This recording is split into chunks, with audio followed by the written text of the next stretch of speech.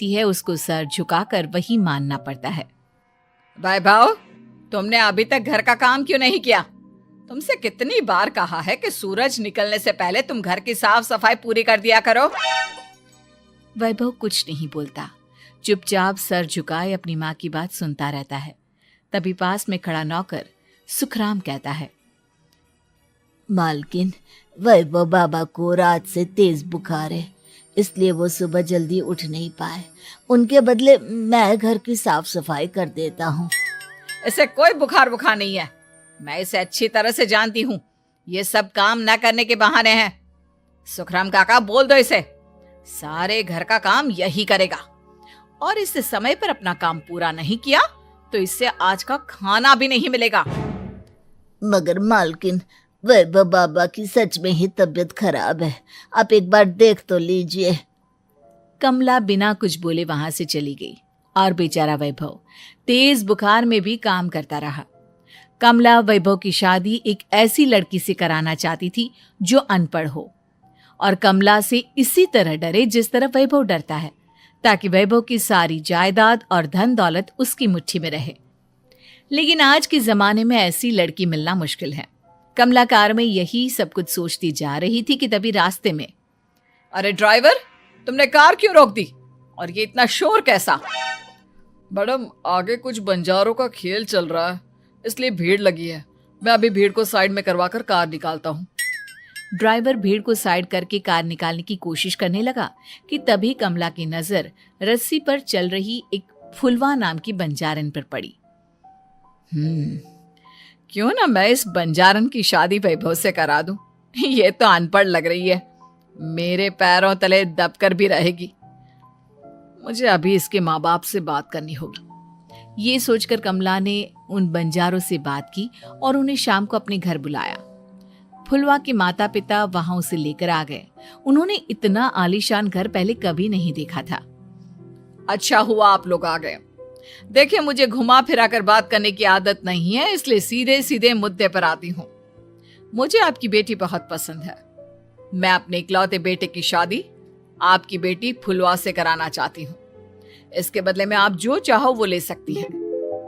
तभी फुलवा की माँ कहती है, ये क्या कह रही है मैम साहब?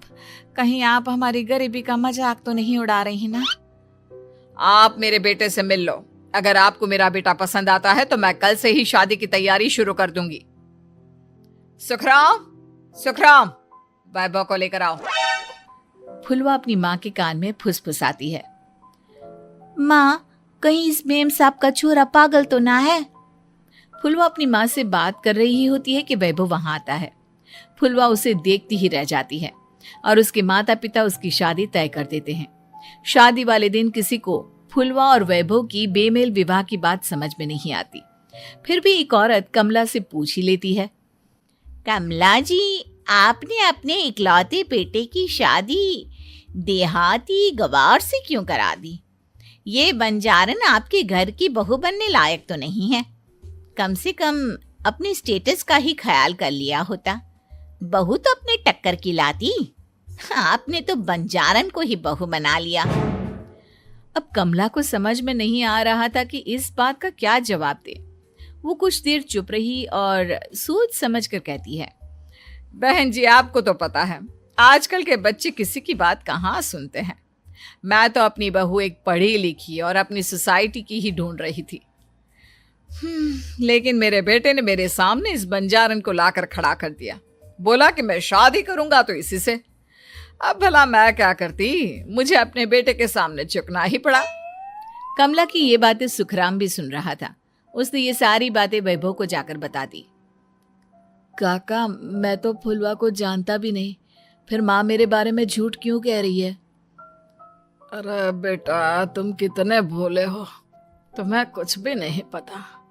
तुम्हारे पिता अपनी सारी संपत्ति तुम्हारे नाम करके गए हैं। तुम्हारी माँ नहीं चाहती कि यह संपत्ति तुम्हें मिले, इसलिए उन्होंने तुम्हारी अनपढ़ लड़की से शादी करवाई ताकि तुम्हारी तरह वो भी अपने हक के लिए आवाज ना उठा सके। सुखराम काका, मैं क्या करूं, आप ही बताओ। माँ के सामने आते ही मेरे हाथ पैर कांपने लगते हैं। मैं माँ को कुछ भी नहीं कह पाता। वे दोनों बात कर ही रहे थे कि अचानक कमला वहां आ गई। कमला को देखकर दोनों घबरा गए। तुम दोनों फिर कभी बातें कर लेना, अभी फेरों का समय हो गया है, चलो जल्दी आओ। इस तरह फुलवा और वैभव की शादी हो गई। अगले दिन कमला ने फुलवा को बुलाया और उसे नसीहत देने लगी। देख बंजारन, तुझे मैंने अपनी बहू बना तो लिया है, लेकिन तुझे इस घर में आंख कान मुंह बंद करके रहना होगा। घर का काम कर और अपने पति से मतलब रख, समझी? कमला का ऐसा रवैया फुलवा को बिल्कुल समझ में नहीं आया। उसने वैभव से इस बारे में बात की। सुनिए ना, माँ जी ने जिस तरह मुझसे बात की मुझे अच्छा नहीं लगा। शादी से पहले तो वो मुझसे बहुत अच्छे से बात कर रही थी, लेकिन शादी के बाद उन्हें क्या हो गया?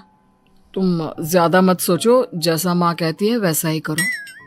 ये कहकर वैभव वहां से चला गया। अगले दिन वैभव को घर के नौकरों की तरह काम करता देख फुलवा को बहुत हैरानी हुई। फुलवा ने इस बारे में सुखराम काका से बात की तो सुखराम काका ने फुलवा को सारी बात बता दी। अब फुलवा को समझ में आ गया कि उसकी सास ने एक बंजारन को बहू क्यों बनाया। एक दिन वैभव घर का काम कर रहा था, तभी उससे कांच की प्लेट टूट गई। किसने गिराई ये कांच की प्लेट? वैभव को वहां खड़ा देख कमला ने छड़ी से उसे मारना शुरू कर दिया। उसके पैर में कांच चुभ गया और खून बहने लगा, लेकिन फिर भी कमला उसे मारे जा रही थी। ये देखकर फुलवा ने कमला के हाथ से छड़ी छीन ली और तोड़कर फेंक दी। बंजारन, तेरी इतनी हिम्मत, तूने मेरे हाथ से छड़ी छीनी? कमला फुलवा को थप्पड़ मारने ही वाली थी कि फुलवा उसका हाथ पकड़ लेती है। ओ सस माँ, मैंने मॉम की गुड़िया ना समझ लियो। बंजारन हो बंजारन, ईंट का जवाब पत्थर से देना जानती हूँ। आज के बाद मेरे या वैभव जी के ऊपर हाथ उठाने की सोचियो भी ना, समझी ससु माँ? ये कहकर फुलवा वैभव को लेकर वहां से चली गई। उसने वैभव के पैर पर पट्टी बांधी, उसके आंसू पोंछे। वैभव ने पहली बार किसी के दिल में अपने लिए इतना प्यार महसूस किया। अब फुलवा वैभव का हर काम में हाथ बटाती, उसका बहुत ख्याल रखती। इस तरह दोनों बहुत ज्यादा नजदीक आ गए। वहीं दूसरी ओर कमला सारी जायदाद अपने नाम करने की साजिश करने लगी। और एक दिन, वैभव, वैभव, जल्दी बाहर आओ।